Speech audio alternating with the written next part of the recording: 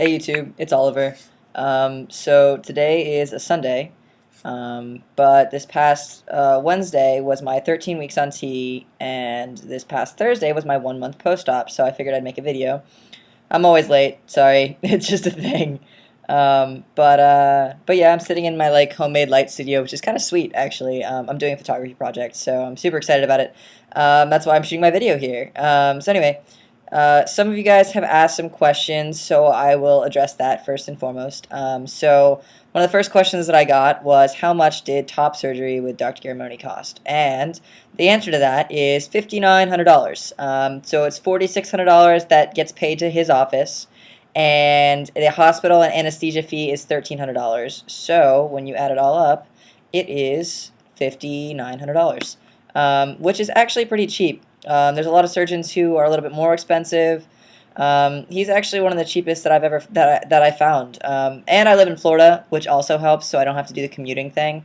Well, it was like $5,900 for the surgery itself. I stayed in a residence inn, which was like $100 and something a night, which was actually really good for 2 bedrooms and stuff. So that was decent. And so it was about like $1,000, a little bit more than a little bit like $1,000 for like cost of living just to be down there for a week. I mean, if you stay with a friend or something, obviously that's way cheaper. And if you're going up there by yourself, if you for some reason don't have someone to go with you, or you don't have a friend who can go with you, it's called New Beginnings Retreat. It's a really great place. This man, Leland, and his wife, they take care of you. They pick you up from the airport. They'll take you to your appointments. They'll pick you up from surgery. They, fill your prescriptions with you. They're really wonderful people. They do a lot of really great work for recovering patients from the surgery. Leland himself had surgery before. He had surgery with Dr. Garramone, and so they wanted to give something back to our community, and that's what they do. And it's really reasonably priced, and they help you go grocery shopping. So if you don't have someone to go down there with you, like I was lucky enough to have my mom and my stepdad go down with me, and then my mom stayed the whole week with me down there, which was wonderful. And if you don't do the New Beginnings retreat, you have to go. You have to have somebody with you in order for them to have the surgery. So that's a requirement.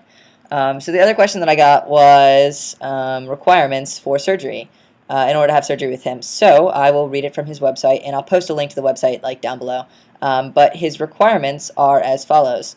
So you're required to have a letter from your gender therapist, psychiatrist, primary care physician, or psychologist stating that trans surgery is the next step in your treatment for gender identity disorder or gender transition. So basically what that means is you have to have a letter. You have to have a letter from somebody who's qualified. So I went to a therapist. I've been seeing her for like 6 months, but she wrote me a letter after like 3 for hormones, and as well for surgery she wrote me a letter. So everything happened pretty quick for me, and everybody writes letters at different periods of time. It's whenever they feel like you are stable and qualified and that they know for sure that you have, gender identity disorder, or that this is really right for you. I mean, and don't get me wrong, I mean, there's a lot of people who don't want to do therapy, who think it's this terrible, awful thing, and that, you shouldn't have to have therapy because this is who you are, and like you shouldn't have to jump through all these hoops, which is true. It's a very valid way of thinking. However, for me, I think that it's a huge process and it's a huge decision to make.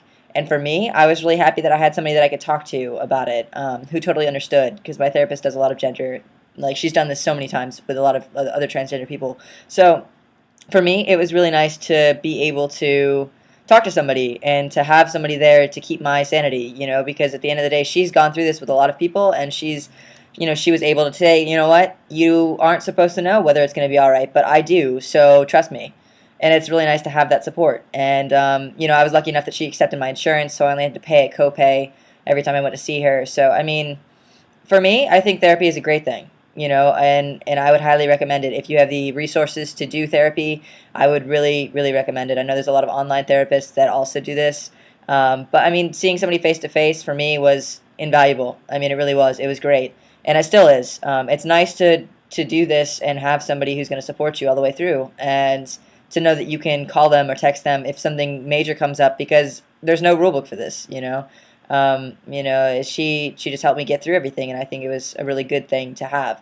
So, and I think that's part of why, they have you do that, is that it's It's a big deal. It's a big step. There's a lot of changes, and it's good to have your head in the right place before you do it. And it's an overwhelming process.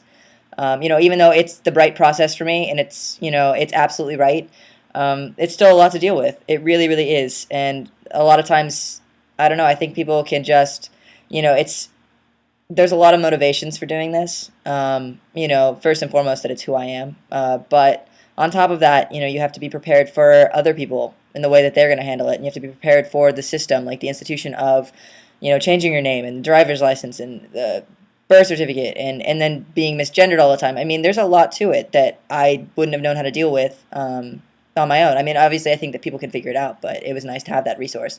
So they require you have a letter from your therapist. You're not required to be on any hormones for him. Although for me, it was the right decision to be on hormones beforehand. And to a certain extent, I wish I had been on hormones a little bit longer, just because it would be really nice to not be misgendered all the time. I still get misgendered, but it's getting better. It's definitely getting better. So you're not required to be on any hormone therapy. If you're 35 years or older, you have to have a normal baseline mammogram, just to make sure that everything's okay before they do surgery on you. You have to undergo medical clearance, which basically just means that you have to do blood work and you have to do a physical in order to be cleared for surgery, which is normal for any surgery. And then you have to be at least 18 years or older for top surgery. So that is what the dealio is. And I'll include the link. But as far as changes goes for testosterone for me, so changes are my voice is still getting a little deeper, which is really nice. My facial hair keeps coming in. Like, I have scruff. More than anything, my skin's just been changing. Like, the texture of my skin is rougher everywhere. I've been getting a lot more body hair. Like, my belly hair is growing. I have thigh hair that's growing. Everything's just growing, which is great. And so, yeah, my hair is just getting thicker. Like, my hair on the top of my head isn't getting thicker, but hair everywhere else is getting thicker, which is nice. So yeah, it's going really well, and my voice is cracking now, which is funny. And then I am 1 month post-op, which is crazy. It's totally crazy. I posted on my blog some photos. You might have to sit through if you want to go through my actual blog, or you can just click the FTM link and you can see it. But here's my chest. So check it out, and I will talk to you guys later. Bye.